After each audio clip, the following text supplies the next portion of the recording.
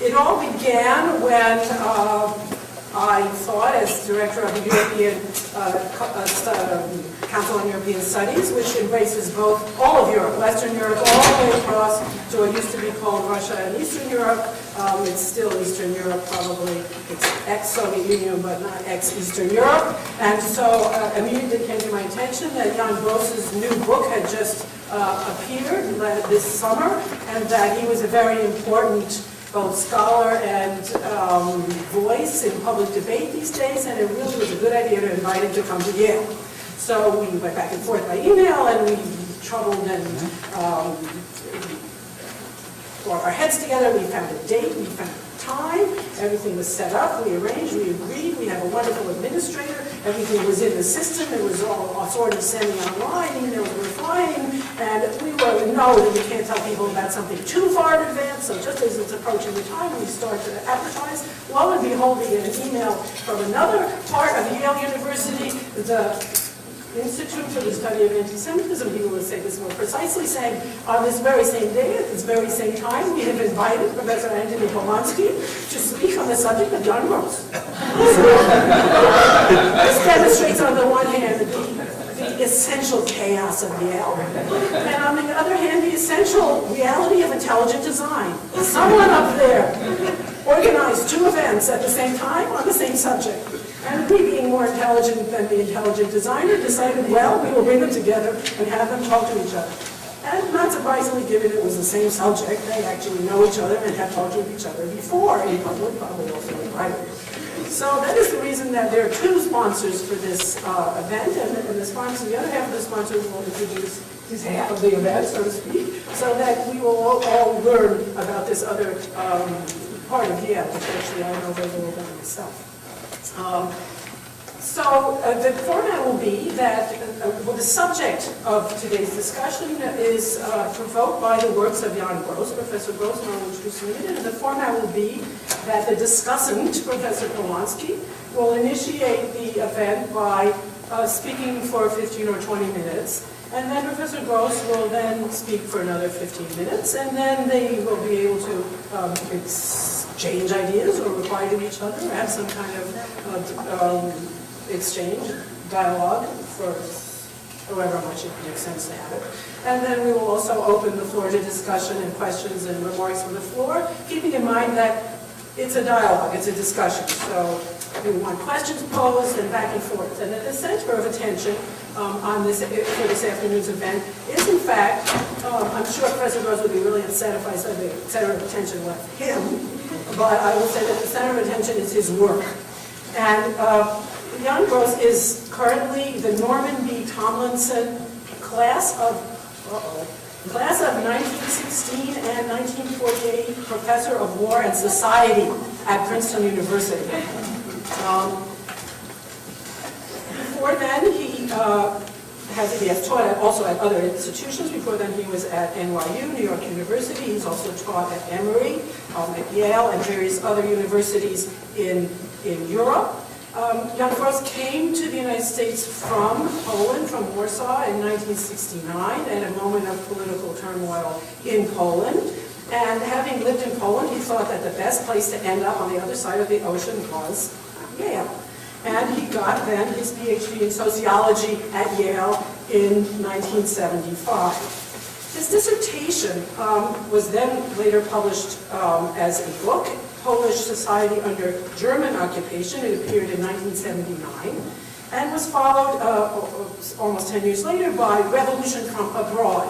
Now, these books in 1988, for a historian, I'm a historian of Russia, are really important books, not only for the information they bring to bear, but for the way they are written. This is a sociologist writing about history. He has a conceptual framework, and they are parallel books. There are books about the two different occupations of Poland under the Stalin-Hitler Pact, and it's an analysis of how these powers impinge and penetrate on the society that they are occupying. So they are a pair, they're twins, and they are a remarkable intellectual achievement, in my opinion, and a model for historians.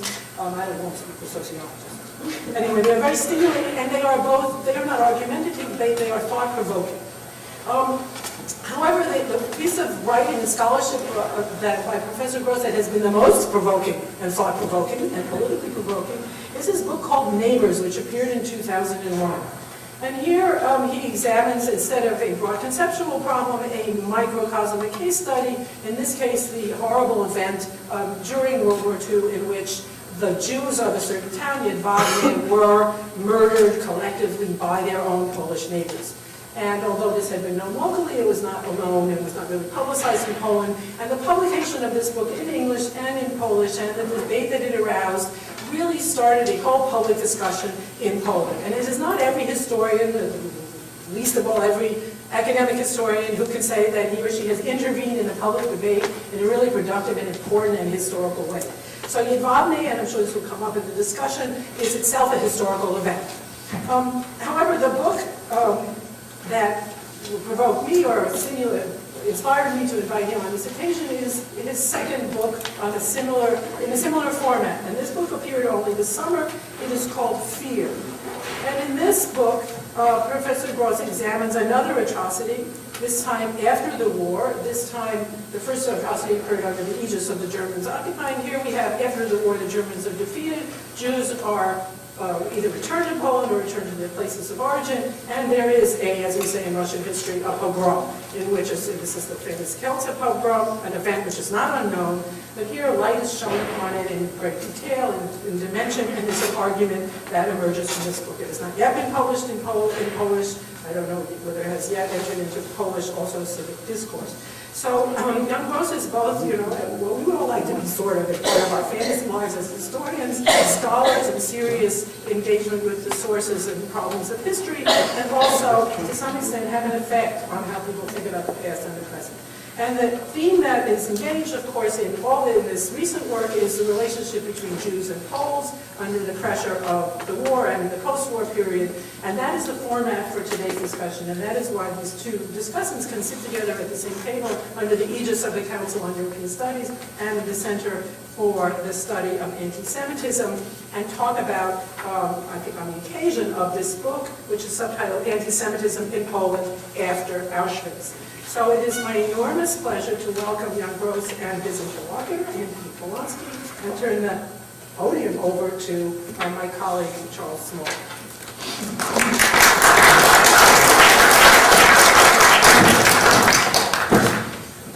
So thank you. So just a brief few words about the Yale Initiative for the Interdisciplinary Study of Anti-Semitism. For those who don't know about it, we were just launched in September. And we run a seminar series, and we're going to be housing research projects of the sort.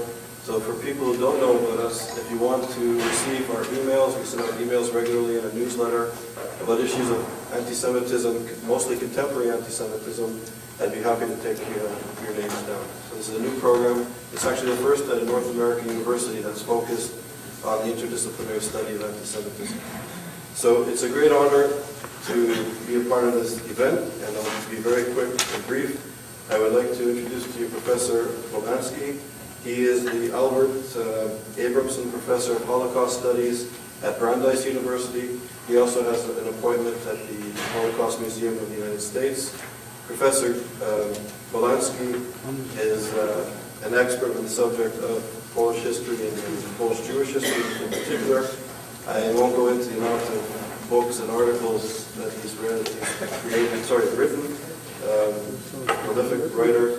He recently just received a very prestigious award in Poland called the Felix Scharf Statuette, which is an award for scholars who are engaged in preserving the legacy of Polish Jewish history. He's also edited a book dealing with the issue of neighbors, which Professor Gross wrote, called The Neighbors, a Response, where he has an edited volume of collected essays responding to the important works of Professor Gross. So it's really an honor to introduce Professor Polonsky.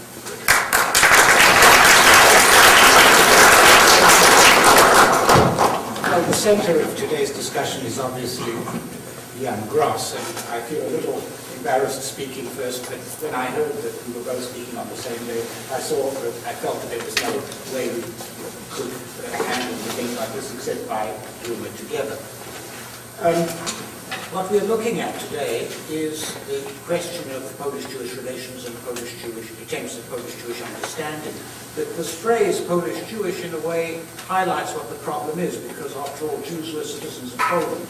And the problem was that in some sense the Jews were not considered as Poles. The two groups were separate. So what we should really be talking about is Poles of Jewish origin and Poles of Christian and agnostic origin. And maybe some groups fall in between, and of course there are also groups which can be seen as neither of these groups. Jan is an example of this. Jan has a very distinguished background. His grandfather was representative in the Austrian Reichsrat of the so-called Club of Progressive Jews, elected mostly by non-Jews in Krakow. His maternal grandfather was a very well-known criminal lawyer who defended Jews, but who was not himself Jewish. So he is a person who illustrates or combines these problems. So what I'd like to do in the very short period at my disposal, because I really would like to run the floor as well, is to look firstly at the way in which debates between Poles and Jews, terms which I'm not wholly comfortable, have developed. Then to look at the way in which these debates were transformed, firstly by the emergence of Jan's book Neighbours, and now by his new book Fear, which of course hasn't yet come out in Polish, so the debates are really at an early stage. And then finally to say something about the question of reception.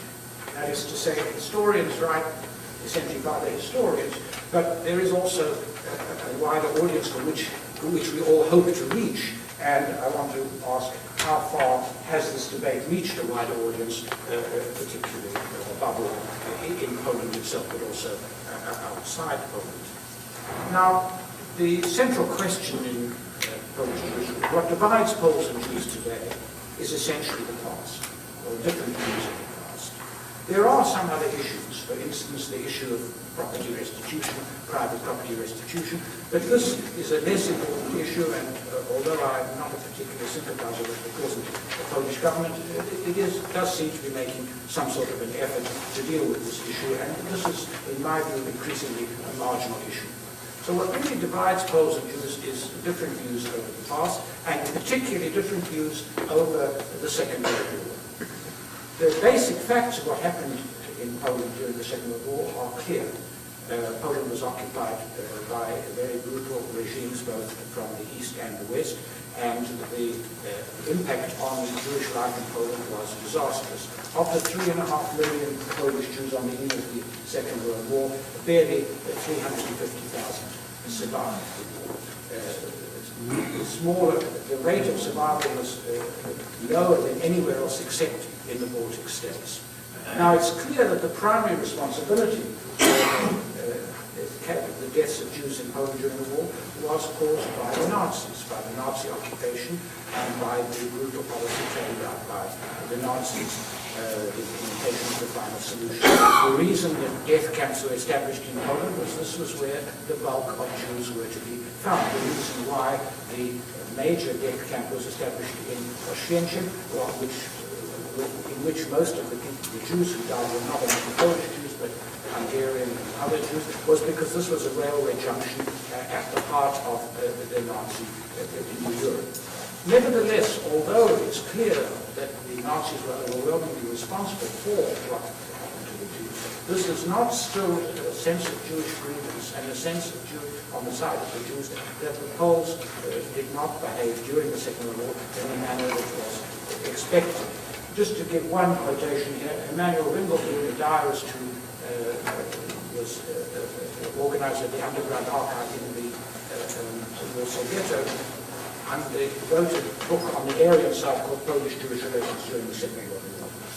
He wrote that the Polish government, people and the government of the Republic of Poland were incapable of deflecting the Nazi steamroller from its anti-Jewish course. But the question is permissible whether the attitude of the Polish people befitted the enormity of the calamities that befell the country's citizens. Was it inevitable that the Jews needed to hear laughter from wild mobs resounding from the other side of the ghetto walls? Did they really have to prevail such blank indifference in the face of the greatest tragedy of all time? I could repeat such statements. These are essentially accusations sensed of grievance, which is very easily understood given the terrible situation in which the Jews found themselves. Polish responses to these accusations have taken two forms.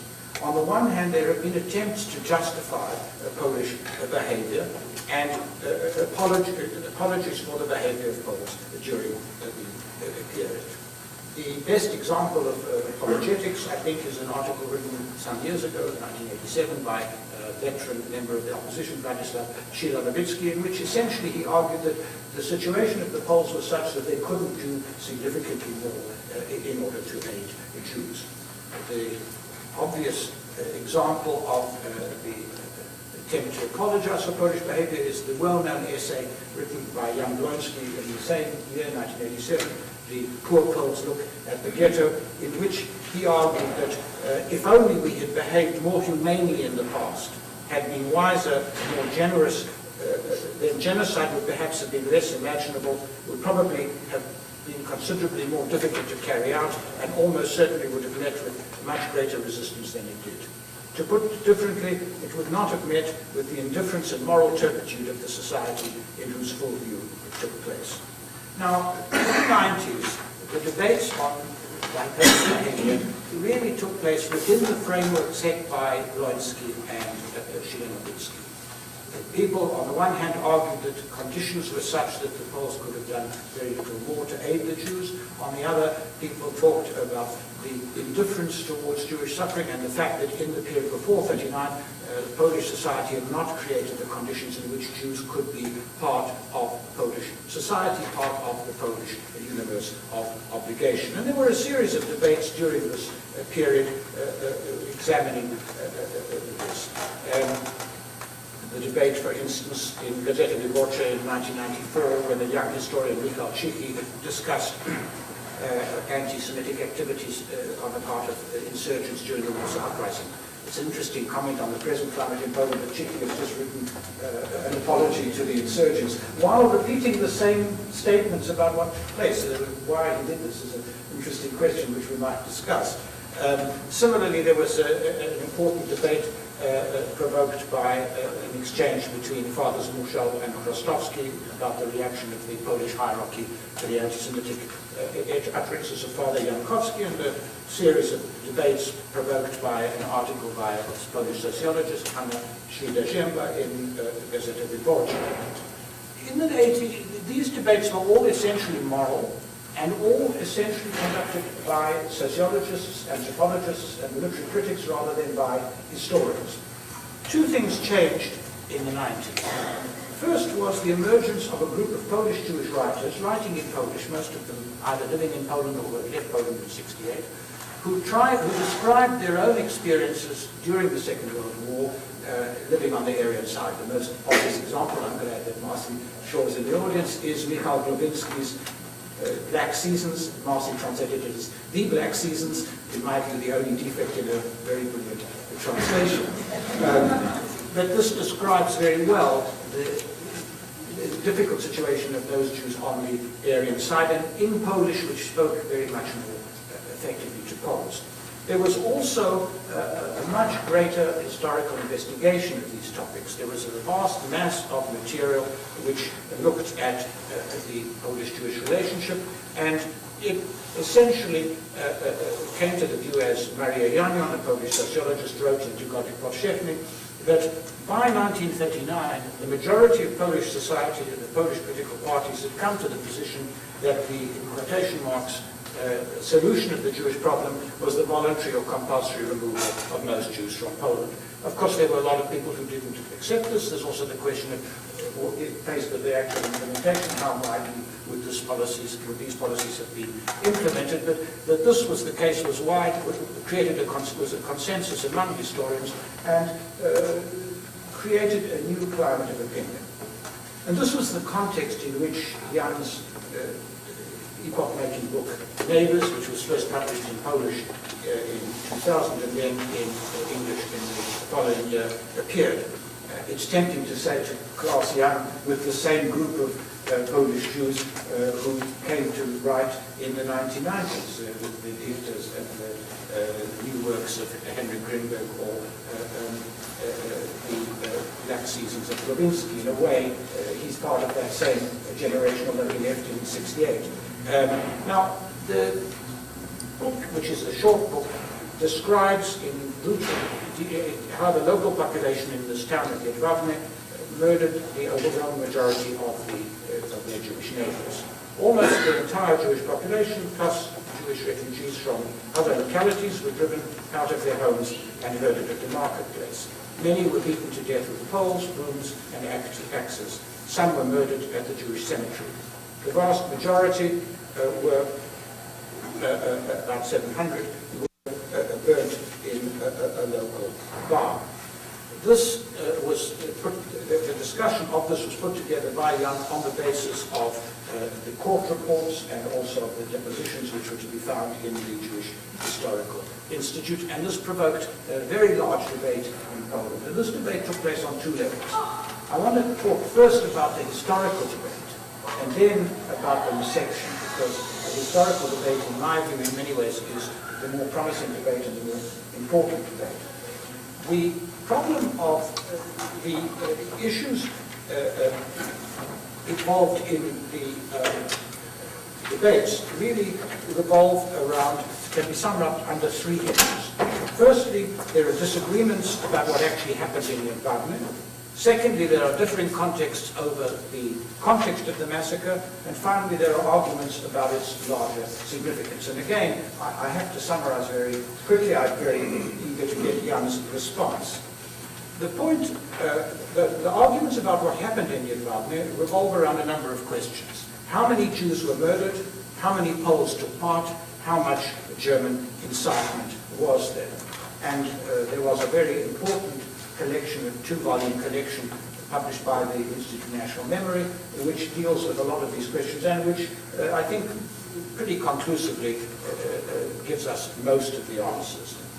If we start with how many Jews were murdered, I think Jan can argue on this point that the figure of 1,600 is probably too high. Of course, from a moral point of view, it is of no significance whether it's 900 or 600, 1,600, but one wants to get this correct. There were several other such incidents in Vishna and in Rajivo, but the figure of 900 is perhaps more reliable, although we'll never know for sure.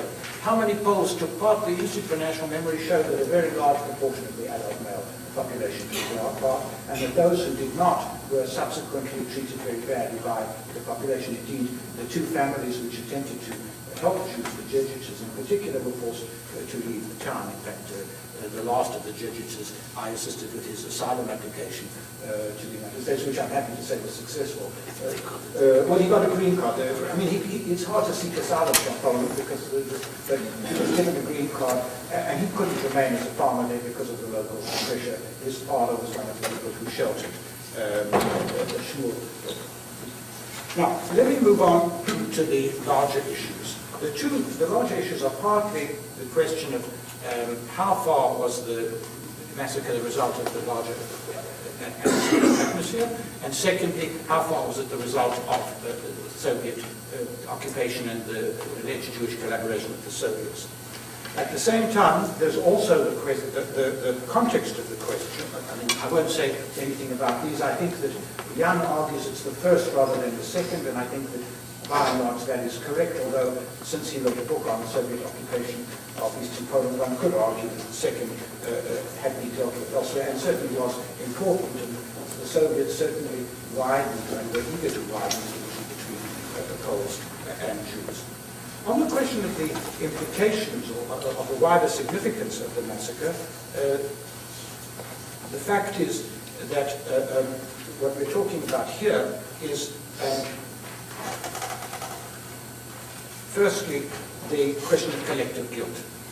Now, Jan was accused by some of those who criticized his work of standing for or arguing for collective guilt. In fact, the passage at the end of the book where he says that the neighbors were, that the society was responsible was an attack on the two monuments in the town which falsified the history. One monument which referred to the murder of the Jews and saying that they were murdered by the Germans, and another which referred to the members of the Wagner community who were killed, 180 odd, at the hands of the security forces, which was signed Society. Jan said to me in a discussion that we should have put Society in inverted commas, which I think is true. The other two questions are questions which have come up in the discussion since, which are how widespread was anti-Semitism in Poland during the Second World War, and to what extent was the regime that was established in Poland after 1945 a regime controlled by Jewish communists, and how far was it really a regime controlled by people who were compromised by their behavior during the Second World War. Jan has argued it's rather the second rather than the first. Let me now say something about the response to what happened. Certainly the debate on Yad Wagner has been the most serious, profound and protracted on any issue of Polish-Jewish relations since the end of the Second World War. And the initial responses of the President, Alexander Kwaśniewski, the then Prime Minister, Jerzy Buzek, and the then Foreign Minister, Władysław Bartoszewski, were entirely appropriate given the seriousness of the problems involved. The actions of the government in removing the monument which attributed the massacre to the Germans and proposing to replace it with a more appropriate one accompanied by a suitable ceremony were also impressive. The responses of the political leaders differ somewhat in tone, from Bartoszewski's explanation to an American audience of the steps that were going to be taken to investigate the massacre, to Kwaśniewski's moving attempt to come to terms with the difficult truth. At the commemoration service, which was held in Yad Wagner on the 60th anniversary of the massacre, Kwaśniewski observed, "We express our pain and shame, we give expression to our determination in seeking to learn the truth, our courage in overcoming an evil past, our unbending will for understanding and harmony. Because of this crime, we should beg the shadows of the dead and their families for forgiveness. Therefore, today, as a citizen and as a president of the Polish Republic, I apologize. I apologize in the name of those Poles whose conscience is moved by that crime." An interesting and serious qualification, but these were entirely appropriate. So too, with some qualifications, was the response of the Church, although the initial response of the Primate was somewhat more complicated. How far has this changed attitudes in Poland? Initially, I think one could be quite optimistic. Certainly, there was a widespread willingness to accept what had happened and a widespread willingness to come to terms with it. Recently, the situation has changed somewhat. And here, I mean, I'm not sure how the situation is, and I very much like to get Jan's response. But there are a number of new developments which I think need to be taken into account. Firstly, there is what one might call transition fatigue. 17 years since the end of communism, nearly 18 years since the end of communism in Poland. Many people are better off, but many people are not. And there is a sense of the question, why is this the case? Secondly, the fact is that Poles, one of the principal objectives of the Polish political elites, whether of the right or left, was to get admission to the European and international structures, NATO and the European Union. This required a certain sense of restraint and a sense of that is no longer the case because Poland is part of these structures. This enables people to speak more freely.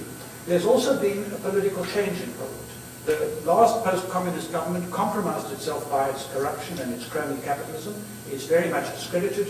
The left has only about 13 or 14% of the vote in public opinion polls. The SLD is essentially self-destructive, and the right has come to power. This is not in itself a bad thing. The problem is that the right was divided, and in order to hold power, the present government has sought to win the support, and it has in its coalition several extreme right-wing parties. This has created a new climate of opinion, which is problematic. And you can see this in the reception of Jan's second book, which we'll discuss in due course. I haven't had time to say much about it. Firstly, there is now, there's been a debate in Poland about the nature of the transition in '89.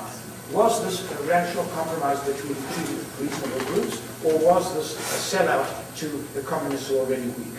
The second group is now This second view is now much more strongly advocated, and what you might call the neo-nationalist or neo-Ende group of historians is much stronger both in the Institute for National Memory and elsewhere. When the Institute for National Memory published its volume on 1968, which I think gives a pretty good account of 1968, the introduction, and he said the same on the radio, by a man called Jarin, one of these neo-Endic historians, said that we reserve the right to question whether there was actually a conspiracy behind what happened in Kielce, which I think is a very questionable issue. There is now a law on the statute which says that anybody who claims that Poland, or the Polish nation, collaborated with the Nazis or the Soviets, can be said is guilty of a crime for which the penalty is 3 years in jail. The whole question of getting rid of people with a communist past has taken a very nasty turn, the last aspect of which was the forced resignation of the Archbishop of Warsaw. On that occasion, very viciously anti-Semitic statements were made by the people at the church, and you can read these also in our agenda. So there is a certain transition fatigue, and it will be interesting to see how the response is to Jan's new book, which looks at the further development of anti-Semitism, and in particular one of its worst post-war manifestations. I think that while all of the things that I've described are true, what is also important, and with this I'll conclude, there has been a much greater scholarly base for the investigation of these events. I think that, for instance, the creation of the Center for Holocaust Studies in Warsaw is a very important development, and the journal which it's established is at a very high level. I think that one wants to separate the scholarly debate from the public reception. The public debates are generally politicized historical debates generally don't lead anywhere. I believe ultimately that with Pierre-Henri de Passage that facts are stubborn things, and that one needs to establish the facts and look at them carefully and clearly. The other aspects of this problem, coming to terms with the past, are much slower and will take place, but will take place in a different way. What is important is above all what is taking place at an elite level. That may be an overly optimistic position, but that is my view, and I'll hand over to you.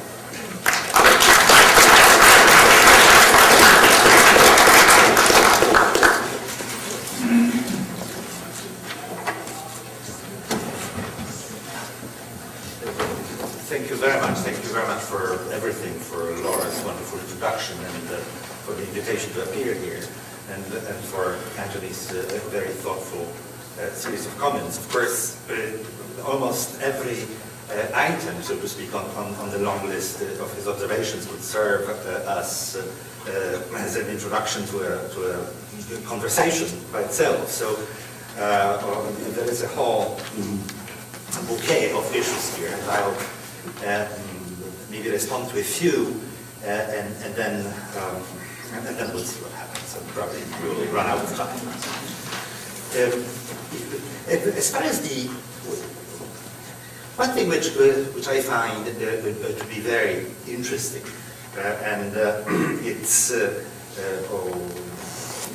an issue that really stretches very far back.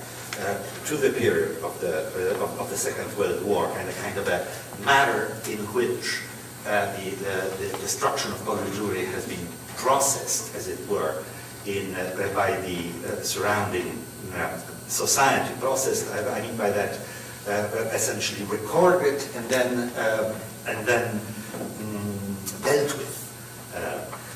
But it starts then in the discussion that Antony presented. This issue of relationships between Poles and Jews reappears once again in 1980s and 90s, and then after the publication of Neighbors, the big question before us is what do we attribute to the fact that these issues suddenly come up finally, and then that they are taken and attention is focused on them and they are discussed. In 1980s, and I think the statement from Antony is very good and important here. The article that was published in Tygodnik Powszechny, a wonderful Catholic publication of Krakow by Jan Polonsky, really triggered an enormous amount of this early interest and focused conversation on the issue of Polish-Jewish relations. And by today's standards, it was, of course, very tame, but significant. And Antony failed to mention, but what happened at the time was also a kind of an opening up of this dialogue within conferences of scholars. We participated in several of those. And there were scholars from Israel, from America, from Poland that started meeting in various sites in Oxford, in Jerusalem. There was a very important meeting. One of the very important publications that came out of it was a collection, a wonderful volume that Antony edited with Polonsky's article and then a series of responses to it, and it came out in English. Really, there was a kind of a coming of minds, so to speak. This is a time also where an incredibly important and moving documentary film has been made about the Kielce pogrom by Marcel Łoziński, which is called The Witnesses, in 1987. It was shown at one of these conferences. Let me say that at the same, so this was the focus of attention in a fairly small, narrow milieu of scholars, and moved the discussion considerably. I was part at the time of an Émigré initiative which started among, at the time, younger people who left in 1968, following the events of 1968 from Poland. We started a periodical, which was called Annex. It was coming out for a number of years, first in Sweden, then in London. And it was a kind of a lame, parallel, very modest statement that went along the same track that this formidable publication of Kultura by Giedroyć first established. And one of the issues that we have published, it was actually before Polonsky's text, was devoted to the discussion of the subject of Polish-Jewish relations. Several articles were written there. I wrote a piece which later on would appear in a book form as well. And a very important text was written also by the editor of the journal at the time, Alexander Smolar, who later on played a very important political role. In fact, sort of returned after 1989 with at least one leg to Poland, divided his time between Paris and Warsaw, and was a very close advisor to Prime Minister Mazowiecki at the time. We spoke, I think, in ways that went several steps beyond, so to speak, the discussion that came out in Polonsky. Interestingly enough, it was not picked up by anyone. Even though it's the same milieu, actually, these articles were sent around. Bartoszewski was one of the people who were supposed to respond to it. Jacek Puroń as well. And somehow it sort of petered out. I had a correspondence exchange at the time between Smolar and Bartoszewski, and it involved a statement that Jan Józef Lipski had made, which was also a very important statement. Jan Józef Lipski, an incredibly significant figure in Polish opposition, and also in a kind of an opening towards confronting this xenophobic tradition that informed Polish politics. For those of you who don't read Polish, Lipski is the author of a truly wonderful book about the Workers' Defense Committee, of which he was a founding member, that played such an important role in the 70s and 80s. And the foundation of Solidarity movement. So what stands to me as a very interesting question is, when is it that issues that turn out to be a very dramatic and kind of a full of potentially, that are very catchy, judging by how deeply the public gets at some point invested in them, when these issues somehow make it to the surface and become subjects of general discussion. In that sense, of course, neighbors becomes a kind of a very significant moment.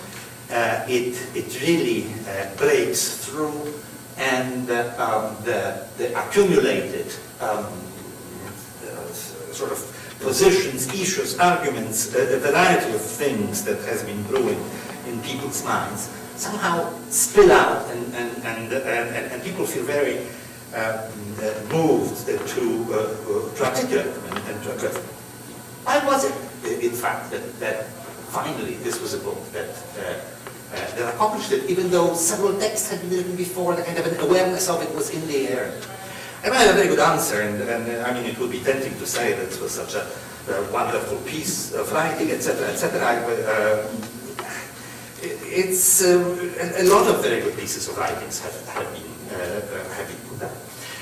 Somebody pointed out to me an aspect of it, which I think maybe to a large extent an answer to this. And this friend of mine said, you know, this is this CC phenomenon.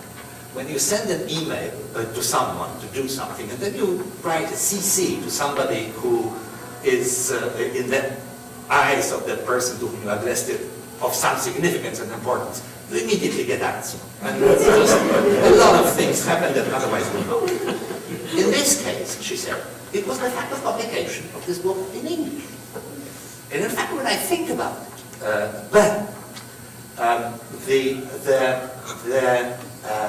the discussion in Poland, I happened to be in Poland during the year after it came out and was part of the very intense debate. It had a kind of a natural dynamic to it. And this natural dynamic was predicated on two moments. One of them was the date of publication of this book in English, and it was spring of 2001. The book came out in late May of 2000. And then the other item, also a kind of a public event, it was the preparation for this public ceremony that was supposed to, took place, and we mentioned it, in July, on the anniversary of the exact anniversary, July 10th of 2001 in Jedwabne. What will happen then? What kind of a statement and a kind of an international response to it there will be. So much as I would like to sort of take credit for mobilizing the kind of a good and bad at the same time instincts of my the compatriots, it seems to me that what really made the difference here was that this was a project where in fact there was this CC item on the book somehow, and it really, I mean, several things happened. I know, for example, just before the book came out in English, Polish Ministry of Foreign Affairs made a concerted effort to put out English translation of several articles that have come out already by then, by the spring of 2001, in the Polish debate. And Polish consulates have received these, the book, and they could distribute it freely. I may say also, parenthetically, that the Polish Ministry of Foreign Affairs has just published a book in English of translations of several articles that appeared in Polish periodicals and press in response to fear, most of them critical, some of them not so critical, and it's sort of available. It created a kind of a, this is coming back to this issue that Antony wanted to put out, namely the phenomenon of reception. It already had a kind of an echo in the right-wing Catholic press, where one of the most vociferous opponents of really airing this issue of Polish-Jewish relations, a fellow who just writes, is a very prolific writer, and after the publication of Neighbors wrote a book which was called 100 Lies of the Cross. Now he published another book which was in fact a kind of a compilation of 21 articles, very long each of them, in the daily Nasz Dziennik, which is called Further Lies of the Cross. And it was a big piece in which he truly went after this publication of Ministry of Foreign Affairs. But and the issue there was, why didn't they translate Iranians that were really critical of the Ross? So, you know, there's a kind of a, the public is ready, so to speak, and waiting, I think. I'm in the process of producing this Polish translation. It's not an easy task, I must say. It's just, it's a very exhausting subject. And it's very important to write it properly, too. You know, this is an issue with which I became, I'm very much aware of it. This first essay, which I published in Annex in the early issue of 1980s, I delivered it first as a talk in English, and somebody translated it. And actually, this was a horrific translation. Unfortunately, it was not published in that format. It was sent around to people for discussion. So I later had to rewrite it. Now I'm writing it again, and it's a very painful process. But it will be out. It will be out in the summer. The Catholic publishing house, Znak in Krakow, is putting it out. It's a very, very good publishing house, and they are about to published an even more scandalous book by a priest who had assembled historical materials from archives of the secret police on collaboration of priests in the Krakow area, and you can imagine that this whole story will generate quite a discussion. I mean, there are too many important questions here to raise. I will only say that the discussion following Neighbors was extraordinarily profound and deep. I can actually get into this question of how many people were killed, and the investigation of the issue of national memory. I mean, this is a very lucky circumstance for me, and I think for Poland, that the man who was in charge of the Institute of National Memory at the time was a man of just impeccable integrity as a public servant, and that these two huge volumes that were published, some of it were studies, and the other documents, were really produced with tremendous attention to fairness and detail. What's going on now, this Institute of National Memory, as Antony mentioned, this is a slew of Endek historians took it over, and it led even to a scandalous piece of this new fellow who is in charge of the Bureau of National Education, who publishes ex officio introduction to a volume that has been prepared before, and in fact this undermines the text of this volume on the Polish-Jewish relations during the war. One of the reviewers called it literally scandalous. So if they were in charge at the time, the Institute of National Memory would have produced a very bizarre, I think, findings indeed. How many people have been killed? This is the investigation that has been carried out by a sort of investigatory branch. Again, a very decent man who conducted it. To a large extent, it was left up in the air. They said it's very unlikely that 1,600 people had been killed there. But if you look at the depositions that were made during the trial in 1949, there are several statements from people, and most of them come from Poles, from Polish witnesses, or those who are in some ways implicated.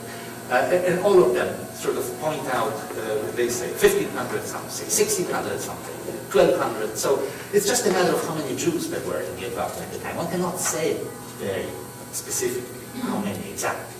But all the evidence we have from the period is that this is more or less the ballpark figure.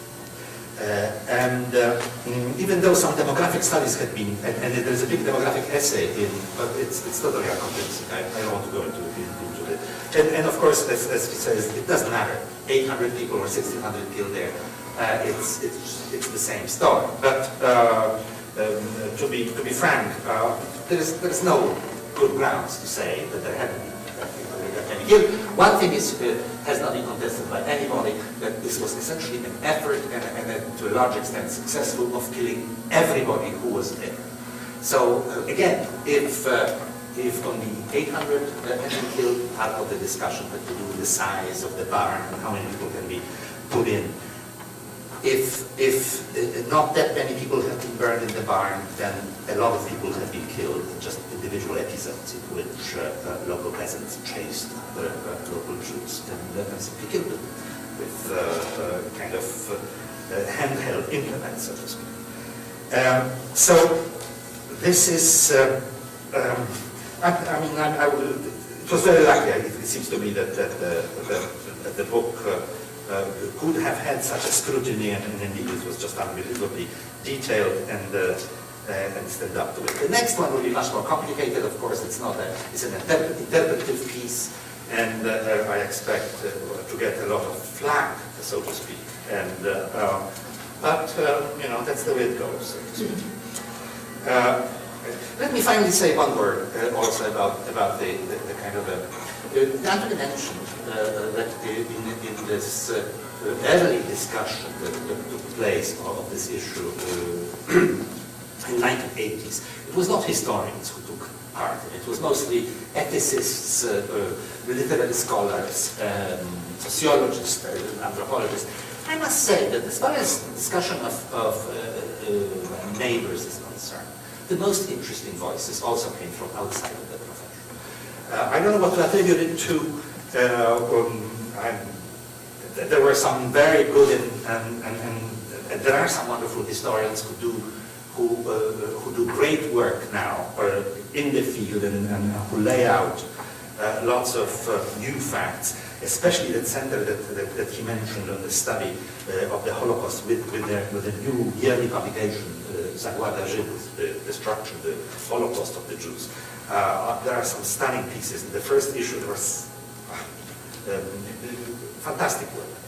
And I would say there is a half a dozen of young historians who have absolutely no qualms addressing any subject in a totally open-minded way in this domain. So in that sense, there is a lot to be expected. But big historians who are public intellectuals in Poland, and history is a very important field in that way, who speak quite often on television, have not spoken very prolifically or very intelligently on this, I must say, and in a way which I find to be very regrettable.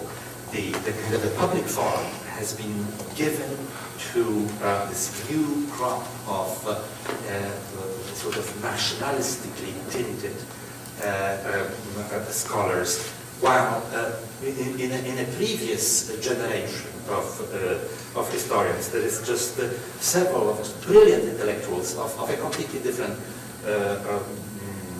kind of a political persuasion.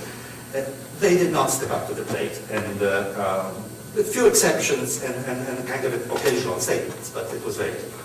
So I'm hoping that it's literary historians, anthropologists, and young historians, and literary critics like Głowinski and others, or Maria Jana, for example, who will pick up the story and carry it further.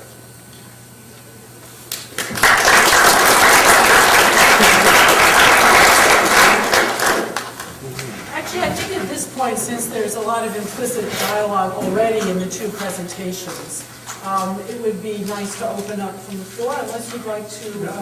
I just make one point. It's a technical point. But be aware of audibility. Can you hear at the back? No, I'll start to this. Jana asked at the end why Polish historians haven't involved themselves in this debate. I think that there's a Polish historiography which essentially was developed in Galicia, was heavily positivistic in the German sense. And this positivistic, that is fact-based historiography, was intensified in the Soviet period, or in the communist period, because history continued in this period. But the way in which people continued to write history was by writing heavily fact-based studies with introductions which made the compulsory obeisances to Marxism, Leninism, and without conclusions, because if you had a conclusion, you spelled out what you were saying. And this had a very bad effect on the way in which historical scholarship developed. I just made that point. Well, I will be the traffic. Yes, please. I don't want to be a cop of any kind. What shall I be?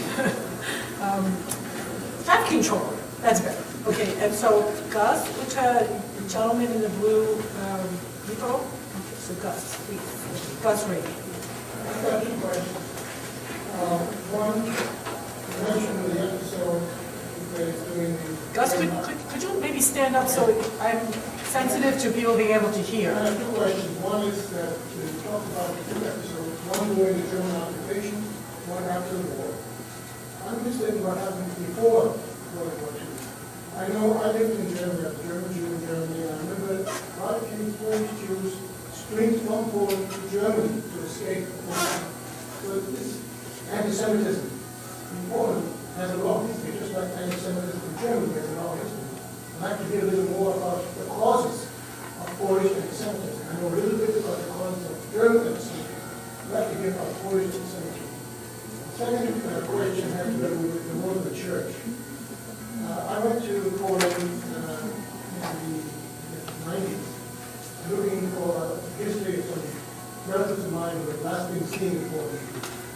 We went looking for places, and whenever we saw a family in the church, we got a very short shrift, very nasty response.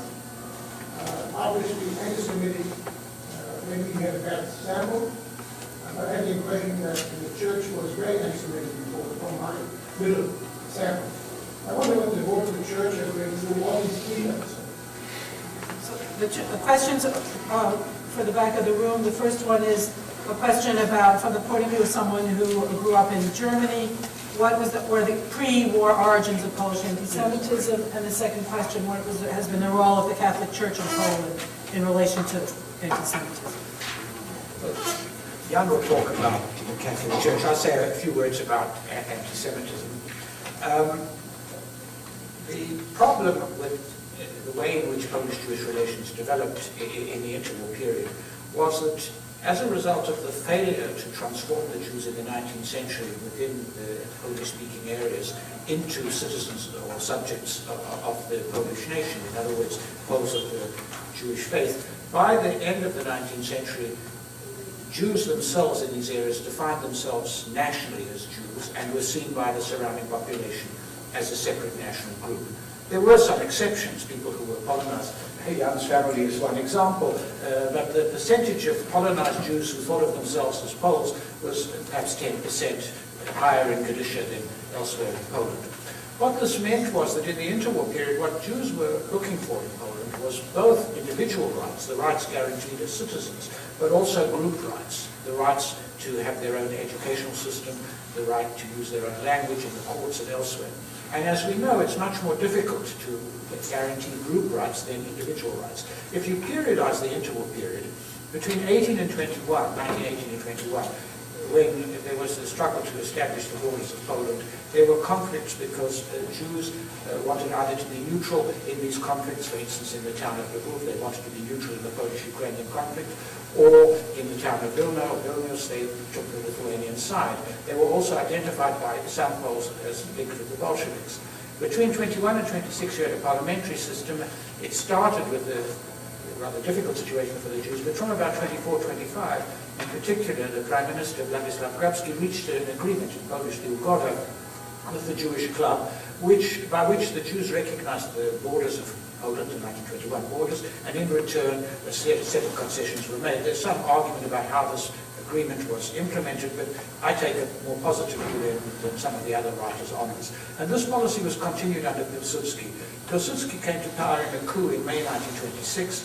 He could be defined as an anti-Semite. His political opponents, the Indetsia, were the anti-Semites. He was attacked.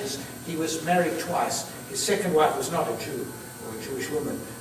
But they had to be married in a Protestant church because there was no divorce. So she was always referred to as Żydówka and his daughters as Żydówki, which he resented very much. But he also took the view that Poland was a Poland of all the neighboring groups which were in it, including the Ukrainians. We have Tim Snyder in the audience who wrote about Józefski, who's part of this attempt to reach out to the Ukrainians. This situation changed around 1935. After 1935, after the death of Pilsudski, the situation of Jews in Poland deteriorated seriously, and there were 3 reasons for this. One was the successful conquest of power by the Nazis in Germany, and the fact that they were able, without much opposition from the outside world, to take action against one of the best integrated and most prosperous Jewish communities in Europe. This was a terrible example to everybody else. And moreover, the Nazis also financed anti-Semitic activity in Poland, both among Volksdeutsche, but also among some Polish groups. Secondly, there was a struggle for power among the successors of Pilsudski. Some wanted to return to a parliamentary system. The President Waszczewski was one of these. Others wished to win over the support of the younger nationalists by creating something in Poland similar to the fascist or semi-fascist regimes which were emerging all over Europe. And part of this was the adoption of an anti-Semitic policy. When this political movement was established by Colonel Kotz, the so-called Camp of National Unity in Polish Ozon, it said that no Jews could be members, and anti-Semitic agitation was now increasingly used by the government. One of the figures linked with the government was Boleslav Piasecki, who played a rather negative role as a Catholic collaborator with the communists after 1944. Thirdly, the Great Depression in Poland lasted at least until 1936, because the Polish government pursued a policy of keeping the zloty stable. It had been one of its main achievements. This, of course, keeping a high currency is a way of preserving unemployment. And so there was very high unemployment. The depression was extremely severe in Poland, 25% fall in the GNP between 29 and 33. And the easy solution to this problem was to say, well, the unemployment is caused by all these Jews, so Jews should leave. So from after 35, anti-Semitic agitation spread very widely. And it spread particularly widely in the Yadvatnian area. This was a strongly nationalist area, and there is a very good piece in the Yadvatnian volume on the rise of anti-Semitism after 1935. The question of how people fleeing to Germany, that's a little earlier. In fact, what happened, in 1938, the Kristallnacht was provoked, as you know, by the fact that there were 30,000 Jews in Germany with Polish passports. And the German government kept saying we're going to expel them. And the Polish government was nervous about this, so it took away from these Jews their Polish passports, the right to return to Poland. The Germans then expelled them, and that's what precipitated Herschel Grünschmann's attack on von Rath. But this, of course, was not a friendly act on either side. Very quickly on the role of the church in these episodes. In the case of Yadvatne, we've been deceased by now a friend of mine, a priest, a remarkable person from Krakow, Stanisław Musiał, said at one point in discussions over these issues that the place for the priest of Yadvatne was in the barn with the Jews. That's where he should have been if he were true to his vocation, if you will. And this was not the case. The priests in this area in particular, starting with the local bishop, were very vociferously anti-Semitic. They were voting for, and very actively so, for Endecja, for the National Democrats, and were active in all kinds of anti-Jewish episodes that took place before the war. And during the war were just utterly not helpful. There is in the volume that's published by the Institute of National Memory an incredibly interesting memoir of a woman from a neighboring town, of a Jewish woman from a neighboring town of Radziłów, who actually a very similar act of mass murder takes place 3 days before Yadvatne. She is there, survives with her family in the end, and makes that deposition in 1946 in Yad Vashem. And she describes it, among other things, the process of negotiations that went on between the Jewish community there. This was a fairly wealthy family, and she was involved in these negotiations, with various important figures in town on the Polish side, because the kind of atmosphere was increasingly frightening, and the assaults on Jews were kind of coming up, if you wish, in intensity before that final assault where they were all killed took place. And including conversations with the priest, and the priest is just utterly unwilling to do anything. He just says, we know that all of you are communists, and I'm not going to intervene on your behalf. Just he was ready to help one or two families, and including her family in the end, but would not act on behalf and kind of intercede with the Polish population. The church's position vis-a-vis the pogrom after the war in 1946 is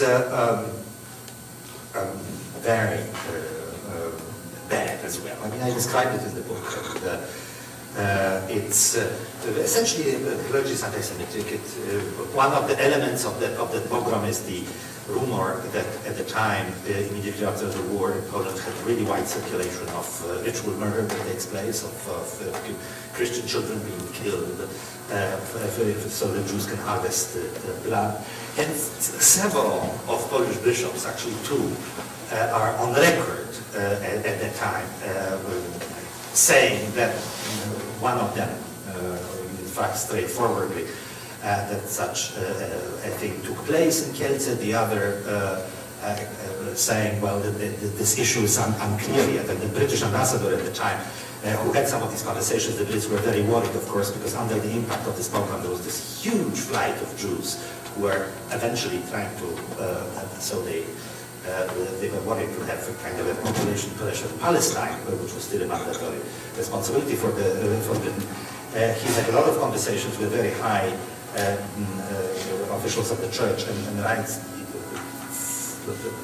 cables to the Foreign Office, which he deplores the anti-Semitism of them. But there is one exception, this wonderful statement that's been made by the Bishop of Częstochowa at the time, and then 2 months later, this is an episode that takes place in July, and in September there is a meeting of Polish bishops of the episcopate, and there is a collective letter of the episcopate in which they essentially protest and censor the man who had made this statement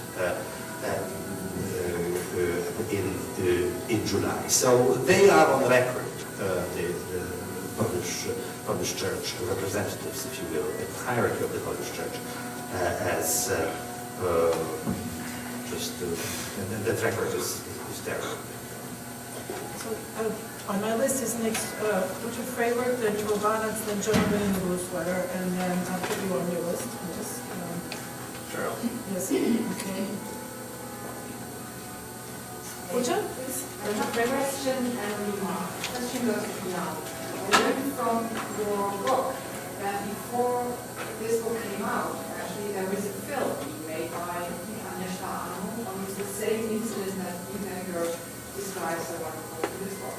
So I wonder why this film, obviously being broadcasted on Polish television, a documentary, did not make the same splash as your book. Because normally we attribute to film to more public resonance than your book. So what actually made the difference? And the remark is on language. I learned from Professor Polonsky today that there are these long-standing definitions, ethnic divisions of Jews, not thinking of themselves as primarily Poles, but Jews within the Polish community.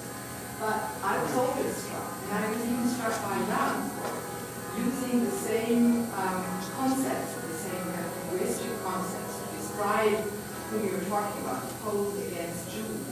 And I wonder if we as scholars should not make an attempt to move beyond the contemporary universe of people, the contemporary mindset of people who think of themselves as either Poles or Jews, but as scholars today try to have a more distant view and talk about Catholic Poles and Jewish Poles instead of talking about Poles and Jews. Very quickly about Agnieszka Arnold's film. There are two films that she had made. One of them was put out before the story of Jedwabne, the book Neighbors was published. And this was a film that was a very general film on the question of the Polish-Jewish relations, with essentially interviews with a lot of people who are usually interviewed in this context.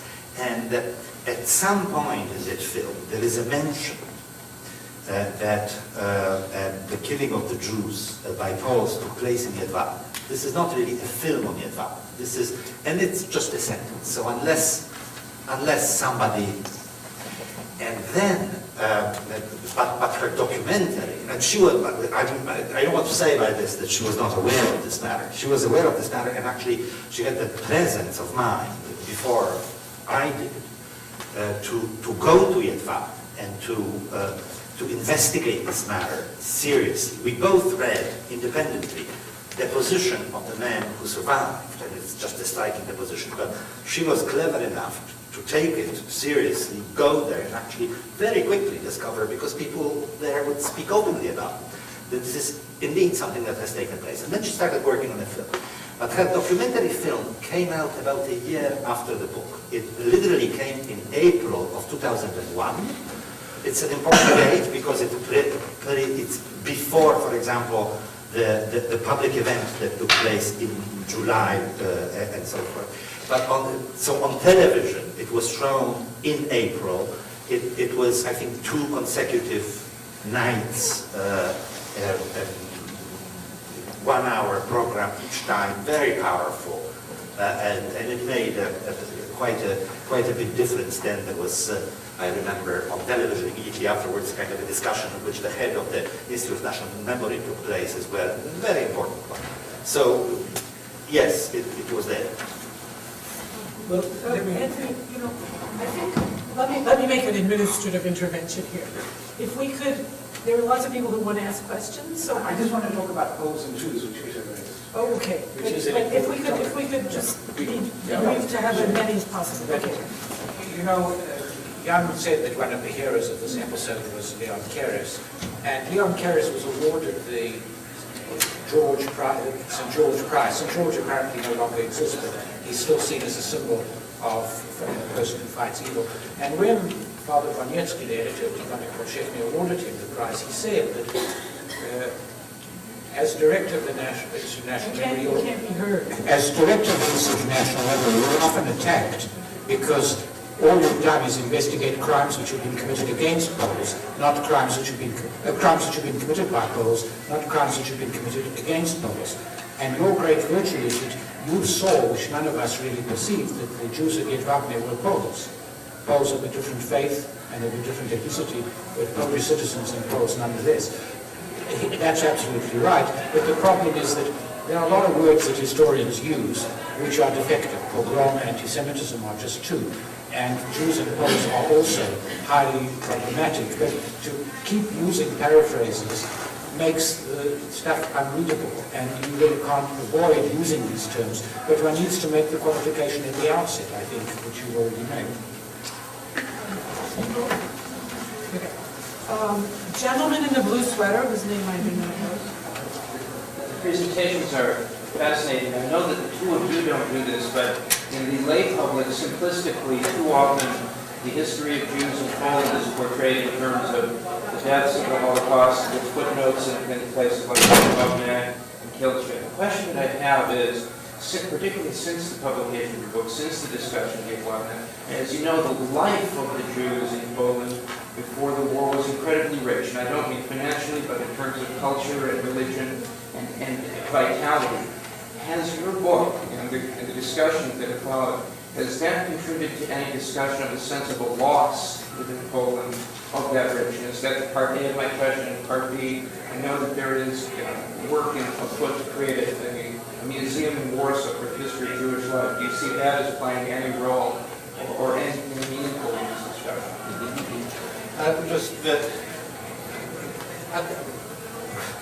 There has been, I don't know that this discussion and application of neighbors had any impact on it, but I must say that there has been, for as long as I remember, and certainly since 1989 when I started going to Poland again, there is a visible and very intense, if you wish, interest on the part, obviously, of just general Polish public in the Jewish life in Poland. If you go to a bookstore, you'll find a number of Judaica, albums, etc.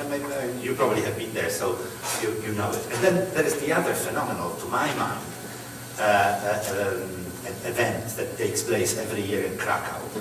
It's unique. as far as I can tell, and this is the International Festival of Jewish Culture, about a 2-week, a 10-day event. Every musician from New York who has anything to do with klezmer, I mean klezmer in this new folk klezmer, if you wish, goes there and finds it just absolutely stimulating and invigorating. And it's an event in which the whole town in some way participates. That's nationally televised at the end, you know. It's, in the last few years, the weather was good, but it used to be, several years ago, that in the last concert where everybody plays, all the bands and all the musicians, it's held in an open space in what was the Jewish section of town, Kazimierz, kind of it's called street, but in fact it's a huge square, and it's packed with people.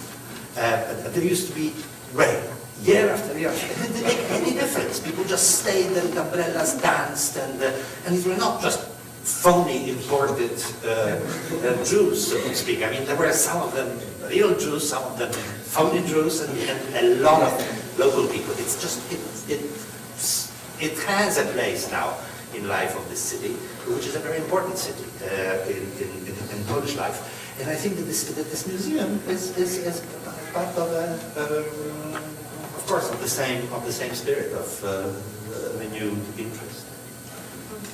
Galin, please. Galin Panov.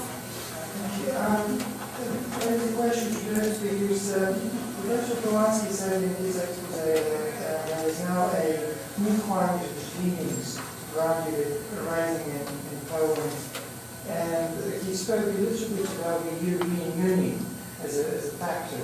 And this is probably not confined to Poland alone. The British press has been covering over the last 12 months or so rising anti-Semitic sentiments in France and elsewhere. My question is, to what extent do you think this was conditioned or influenced by the debates within the European Union whether the EU constitution should or should not contain an explicit reference to Europe's religious inheritance and identity, and how Polish intellectuals and politicians reacted to that. Well, as you know, Chancellor Merkel's raising this thing again. I think that this is not a key issue here. If you talk about the rise of anti-Semitism in Europe, there are 3 factors at issue. One is that it's 50 years and more since the Holocaust, and there's some taboos have been broken. Secondly, there's a widespread criticism of Israeli behavior in a sense that the problems of the Middle East could be solved if Israel could be coerced into making all sorts of concessions. And the third is anti-Americanism. In the context of Poland, compared to England, so which I know quite well since I spent a lot of time there, there's less of that. Poland is probably, along with England, the least anti-American or the most pro-American country in Europe. And also, because of the series of reasons, anti-Semitism is a problem in Poland, but anti-Zionism is not. Because of the fact that the Jews are seen historically as a national group in Poland, the Poles have no problem with the idea of a Jewish state. When Pope John Paul II went to Yad Vashem, he talked about the sufferings of the Jewish nation, Narod Żydowski. You can't imagine the Western statesmen talking about a Jewish nation. And it doesn't sound, it sounds odd in English. So I think that's a different issue. On the question of Polish attitudes to the EU, the European barometer polls, there's more people in Poland are still in favor of being in the EU than not. The European Constitution is something which would have been problematic for Poland. So the fact that the preamble wasn't in is actually not that important. The Poles are the strongest advocates of Turkish entry into the EU, and that's, I think, a significant factor. What I would say is that there is now, generally in Eastern Europe, a new generation which didn't live under communism. Now, those of us who lived through the communist experience, although we were strongly opposed to it, Jan and I share this background. I didn't live in Poland, but I was actively involved in the solidarity. Know that the other side, the side that we were against, had many good people in it, and that it was not all black and white. But there is now a sense that among younger people that all sorts of unnecessary compromises were made, and all those people who made them should be condemned. This is not only a Polish phenomenon. The 50th anniversary of the Hungarian uprising was very different from the 40th anniversary. And if you look at the Tibor Fischer article in the TLS about how people, which is a good indication of attitudes, how the opposition parties in Hungary see somebody like János Kadar, that Kadar is sort of worse than Rákosi now. This is part of what is going on, and this makes some of the self-critical attitudes which are necessary for the sort of debates which are provoked by the work that Jan has been doing more difficult to achieve. There is also the sense, was articulated by the previous Minister of Education before Giertych, that we need something in our past about which we can be proud. I mean, this is the same issue which came up in the Historikerstreit. I think these debates are up to a point cyclical. And there is a sense in Poland that we need to have something in our past which we can feel good about. And if everything is bad, if the Polish myth of Poland, the martyr and hero of the nations is all false, what is left? I think those are the issues here. Charles? Okay, so just to sort of follow up on this question, Professor Gross, you mentioned that some of the public intellectuals are becoming more nationalistic than before. So I was wondering, in Polish society, as in Eastern European countries, with the collapse of communism and the joining of the EU, it would seem to me that there's tremendous socioeconomic and political changes in Polish society. And with the influx, now that Poland joined the EU and the influx of foreign capital and the gentrification of urban areas, how does the old anti-Semitism, which seems structured into Polish society, how is the Jew being portrayed given all this sort of turmoil in Polish society? I mean, in the old days, there actually was a Jew portrayed. But today, there isn't a Jew. So it's a literary fiction, so to speak, and actually it's a discussion and it's a debate about the past. And if I mentioned that public intellectuals, historians, as public intellectuals, now taking part openly in debates, writing in the daily newspapers and so forth, have shifted, it's not that people change their minds, but it's that those who had previously been vociferous, very visible, active and listened to, don't write that much anymore. What had taken place also is that a kind of a center of gravity of recognized and visible newspapers and public fora has shifted. So that, for instance, really a highly objectionable daily newspaper, which is called Our Daily, and that's xenophobic and just silly and very kind of a populistic Catholic. Strangely, it became a kind of a government, the preferred forum for government officials to give interviews. You know, it's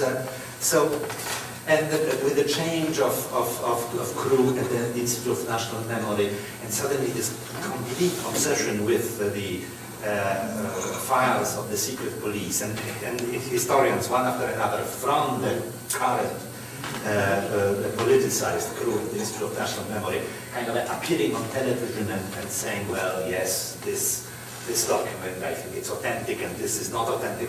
Suddenly they just give you a kind of a certificate of propriety, so to speak, just out of a hat, so to speak.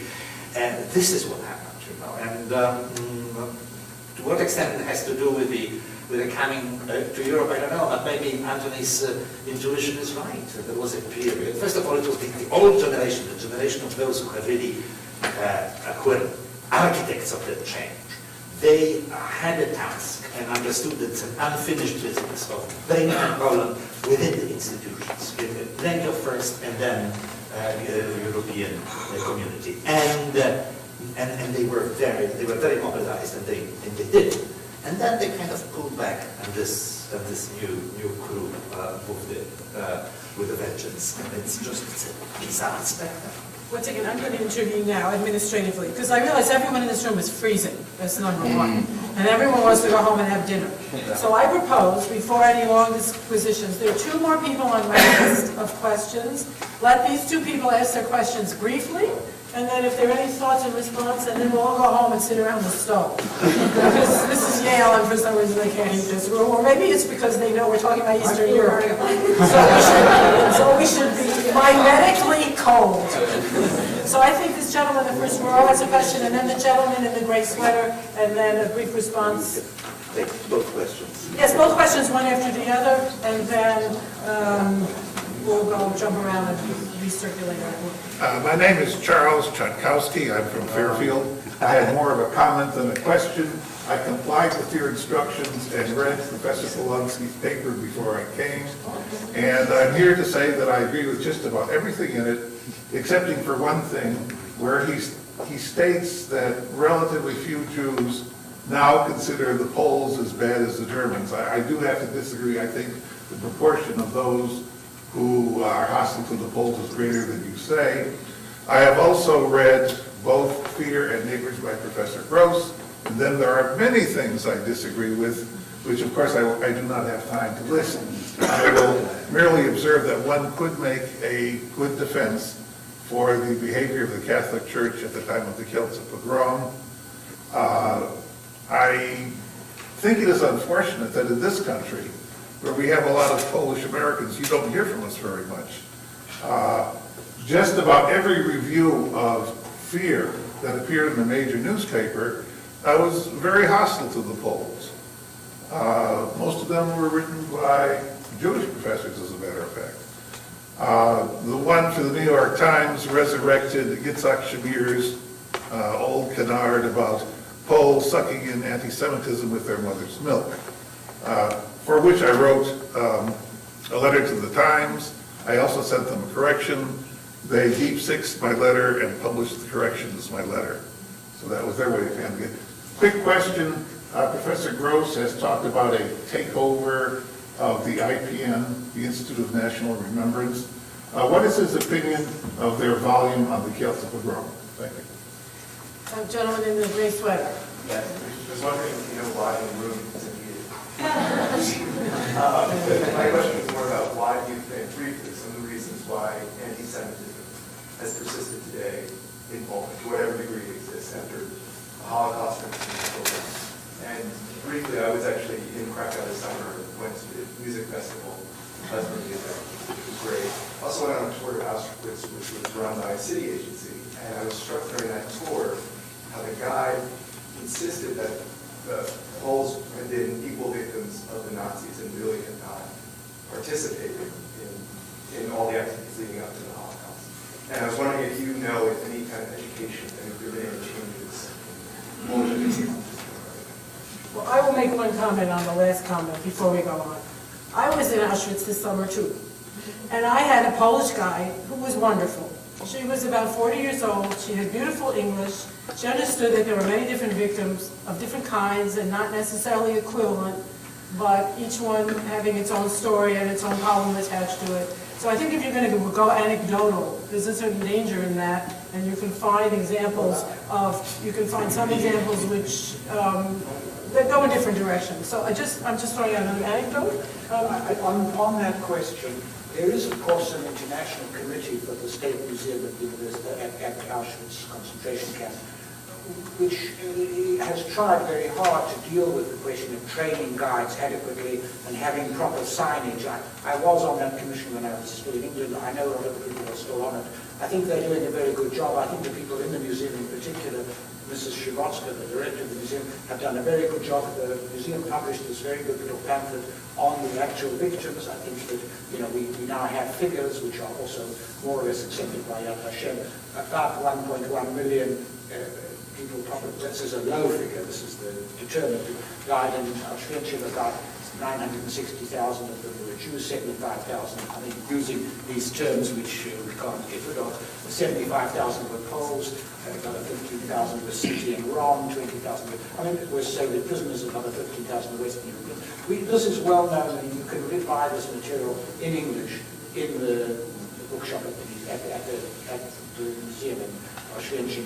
Things are much better there than they were. Antony did mention one item on the sort of Auschwitz scene. One of his students is now in charge of one of the kind of the research centers that is permanently stationed there. So things are better and better. And as far as the volume that is published by ISGAP on Kielce, it's a good volume. The documents there are good, but the introductory essay by the current head of the Institute's Bureau of Education is scandalous. So I'd like to make one point about the reception of fear, which is relevant to Poland, and it's also sort of key to Jan. It is a pity that the wrong people were asked to review it. I think that the scholarly reviews in the American, in the Slavic review will be much better. We're also going to have a symposium which Jan will contribute also in volume 22 of Poland. But I think that what is very important about, we haven't had a chance to discuss fear, but what is very important about fear, which is really a set of essays rather than a single book, is the first chapter, which does document very fully the sufferings of Poles in the sense which we've been using this term during the Second World War. Shows how the Poles were betrayed by the Western Allies, shows how the Poles suffered at Soviet hands. That's very important for an American and a Western audience to read, and it's all there, something that wasn't in Neighbours. And I think that it is important for that to be in Polish. I know you're going to say everybody knows this in Poland, but I don't know that you say it. And from a public relations point of view, it is extremely important to have that in the Polish edition of Neighbours. I know that you don't agree. You don't want to chuck it. You want to bring it back. I'm going to be the traffic controller again, because not everyone in this audience is aware of all these details and so on. And I'll just make one comment also about, I hope we have more time talking about fear. Fear is a gruesome description of what happened in Kielce, but there's a very interesting argument here. And since it's past the time at the end, we won't have to be able to discuss it. But part of the argument in this book is, and maybe it's well made or not well made, that the Poles felt guilty, that there is a public conscience about what happened in the war. So it is really dangerous to oversimplify books, especially when we haven't read them, especially when it's after the end of the symposium. But I want to thank, and before we leave, there's an announcement about the next event in this series, but I just, before letting you say that, I want to thank both of you for coming, raising difficult issues. And thank you. Just very briefly, next week at the same time at 4:15 in room 101 in the same building, there's an important seminar by Yigal Karman, who's going to be speaking about Ahmadinejad and the Iranian situation. So from one Holocaust to a Holocaust denier, I think it's a very important lecture next week. And also on behalf of our program, I'd like to thank you, Professor Eaglestein, and the speakers for a wonderful event. Thank you all.